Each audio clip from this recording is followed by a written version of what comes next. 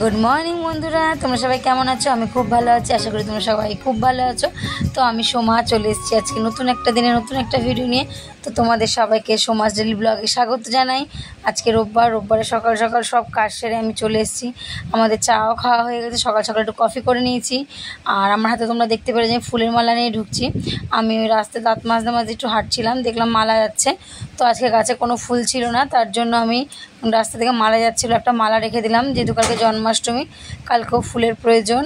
তো একবারে মালাটা রেখে দিলাম। আর কালকে মার ঘরে, ঠাকুর ঘর থেকে শুরু করে সব পরিষ্কার করব, কারণ ঘরে যেহেতু রাধাকৃষ্ণ আছে, পুজো তো একটু হলে দিতে হয়, বলো। তারা থাকুক বা না থাকুক, যেহেতু বাড়িতে বাস করি, নিজেদের একটা ভালো মন্দ বলে কিছু আছে। তো কালকে সেটা সব পরিষ্কার করে কালকে পুজো দেবো। আর আজকে সকাল সকাল দেখো মাম্মামকে আমি নিয়ে এসেছি কোলগেট দিয়ে মাম্মার গলায়, নাকের সাইডে সব, মানে যেখানে কালো কালো দাগগুলো আছে মাম্মামের, সেখানে এই কোলগেটটা ভালো করে মাখিয়ে রাখবো। দিয়ে 5 থেকে 10 মিনিট পর একটা ব্রাশ নিয়ে হালকা হালকা করে রগড়ে রগড়ে নোংরাটা তুলে দিয়ে গামছা দিয়ে মুছে, তারপরে আবার আমি তোমার কী বলে, তারপর তোমার এই ফ্রুট পাপায়া স্ক্রাব ছিল, ওই স্ক্রাবটা মুখে ভালো করে ম্যাসাজ করে দিয়েছি। আর এদিকে ও মোবাইলে গান চালিয়ে গান শুনেই যাচ্ছে, গান করেই যাচ্ছে, আমাকে বলছে ছাড়ো ছাড়ো, লাগছে লাগছে। আজ কোথাও লাগছে না, একদম মিথ্যে কথা বলবি না। তো চলো মাম্মামের প্রথমে ফেসিয়ালটা করে নিই, তারপরে আজকে আমি উঠোন বাড়িগুলো ডিপ ক্লিনিং করব। মানে উঠোনে বৃষ্টি পড়ে পড়ে না শান্ত শ্যাওলা পড়ে গেছে, সবুজ দাগ হয়ে গেছে, সেগুলোকে তুলতে হবে, অনেক কাজ আছে। আর আজকে দুপুরে তো আমাদের আজকে দুপুরে লাঞ্চ হবে বিরিয়ানি। তো চলো আগে এদিকে পরিষ্কারের কাজগুলো সেরে ফেলি, তারপর আবার আসছি দুপুরের খাবার দাবার নিয়ে।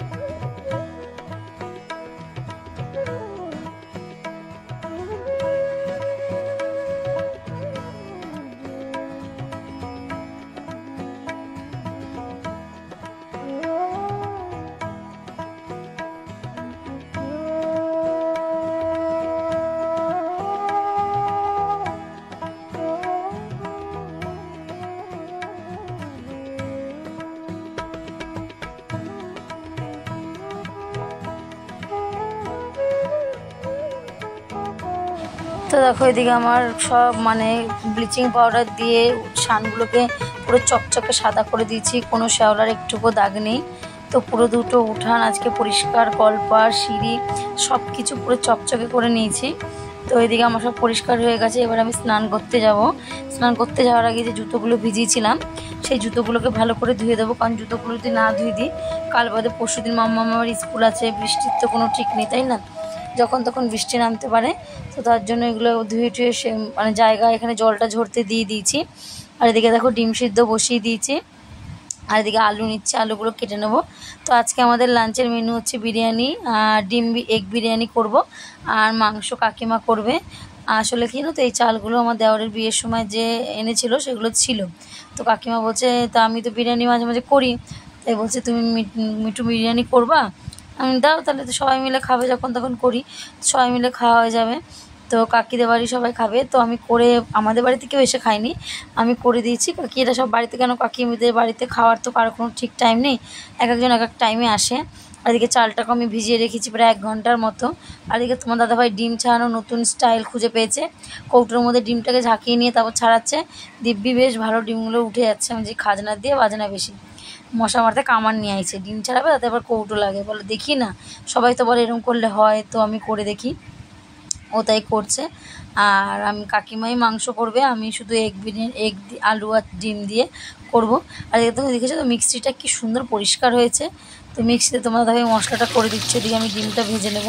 তো আজকে আর পুরো তোমাদের সাথে বিরিয়ানিটা শেয়ার করিনি, কারণ তোমাদের সাথে আগেও আমি শেয়ার করেছি কিভাবে করি, তো সেইভাবে আমি বিরিয়ানিটা করব আজকেও। আলুটা দিয়ে কষিয়ে নিয়ে তারপর ডিমটা উপরে দিয়ে দেবো। কাকিমা মাংস কষিয়ে দিয়েছে, তোমাদের তো খাওয়ানোর সময় দেখাবো যে কাকিমা মাংস দিয়েছে। আর গোগল তো ডিম দিয়ে করেছি, তাও বলছে আমার মাংস দেবা না, মাংস করবো না। তো ওই জন্য কালকে একটা দিদিভাই আমাকে কমেন্ট করেছে কালকের ব্লগে যে দিদিভাই তুমি আজকে বাড়ি আছো, তো ছেলেমেয়ের জন্য মাংস আনতে পারতে। তো মাংস কী বলতো, এখন আমার ছেলেমেয়ে না অত মাংস খেতে এখন অত ভালোবাসে না। আগে যেমন সত্যি কথা বলতে আমরা সবাই মাংস খুব ভালো খেতাম, এখন অতটাই ডিমটা হলেই বাস আমাদের জাস্ট চলে যায়। তো ওই জন্য আমি বললাম গোগলকে দাঁড়া, দিদুন মাংস করবে বলেছে, তা আমি এই জন্য করিনি। তো আজকে রোববার, যেহেতু আজকে আমাদের মাংস করার কথা ছিল রোববার দেখে, তাই মাংস আনতে যাবো। তখন কাকিমা বললো যে না আজকে মাংস আনতে হবে না, আমরা আনবো, এখান থেকেই তোমাদের দেবো। এদিকে দেখো আলুটা কষানো হয়ে যায়, নামানোর আগে একটু বিরিয়ানি মশলাটা দিয়ে দিলাম, তাহলে সেন্টটা বেশ ভালো আসবে বিরিয়ানি আলুগুলো দিয়ে। তো এইভাবে আমার বিরিয়ানি রেডি হয়ে যাবে। তারপরে লাস্টে যে কড়াইতে একটু মশলা থাকবে, তার মধ্যে আমি কিছুটা ভাত দিয়ে দেখো এটাকে মাখিয়ে দিয়েছি। তো গোগল বললো মা এইটাই আমাকে দাও, মামা বললো মা এই বিরিয়ানিটা দাও, এটা বেশ স্বাদ লাগবে, যেহেতু মশলাগুলোর মধ্যে রয়ে গেছে পুরোটা। তো তাই দিয়ে দিলাম। এই দেখো কাকিমা মাংস দিয়েছে, প্রথমে গোগলকে দিয়ে দিলাম খেতে, তারপরে আমি রান্নার যে বাসনগুলো বেরোলো সেগুলো মেজে নিয়ে তারপর আমরা 3 জনে খেয়ে নিলাম। আর এদিকে স্যালাড কেটে নিয়েছি, আর বিরিয়ানি মানে তো স্যালাড চাই মাম্মামের। তো পেঁয়াজটা ছিল না বলে পেঁয়াজটা কাটতে পারিনি, শুধু শশাই কেটেছি। তো তোমার দাদাকে না পেঁয়াজের কথা বলতে ভুলেই গেছিলাম, তো যা ছিল সেগুলো দিয়ে রান্নাই করে নিয়েছি। তো এদিকে খাওয়া দাওয়ার পরে যে কাজ থাকে ঘর মোছা, বাসন মাজা, তো আমি ওই বাসন ফেলে রাখতে ভালো লাগে না, আমি খাওয়া দাওয়ার পরে বাসন ধুয়ে রেখে দেখতে না কেমন একটা বিশ্রী লাগে।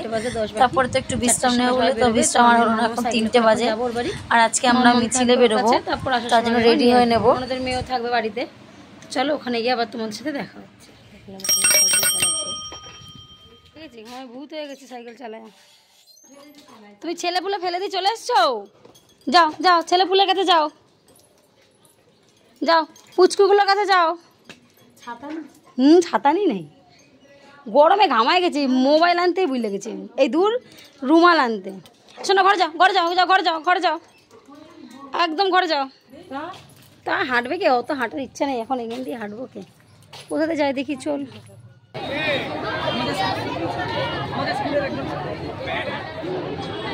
কিছুটা মিছিলের সামনের দিকে এগিয়ে চলুন, আমাদের পিছনের দিকে এতটাই জনসমাগম হয়েছে, সেখানে কিছুটা মিছিলের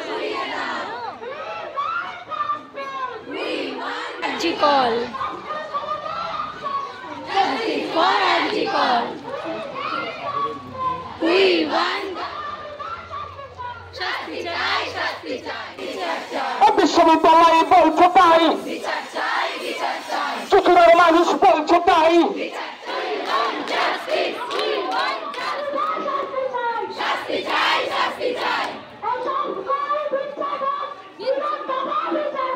বিচার